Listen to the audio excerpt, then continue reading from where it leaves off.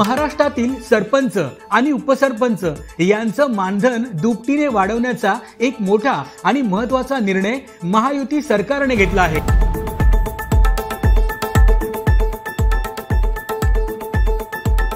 या निर्णयानुसार आता सरपंचांना ग्रामपंचायतीच्या लोकसंख्येच्या वर्गवारीनुसार 6,000 ते 10,000 रुपये तर उपसरपंचांना 2,000 ते 4,000 रुपये पर्यंतचं दरमहा मानधन मिळणार आहे। सध्या सरपंचांना 3,000 पासून ते 5,000 रुपयांपर्यंतचं मानधन मिळतं, तर उपसरपंचांना दरमहा 1,000 ते 2,000 रुपयांपर्यंतचं मानधन मिळतंय। महाराष्ट्रातील 28,813 ग्रामपंचायतींच्या सरपंच आणि उपसरपंचांना या मानधन वाढीचा मोठा लाभ मिळणार आहे।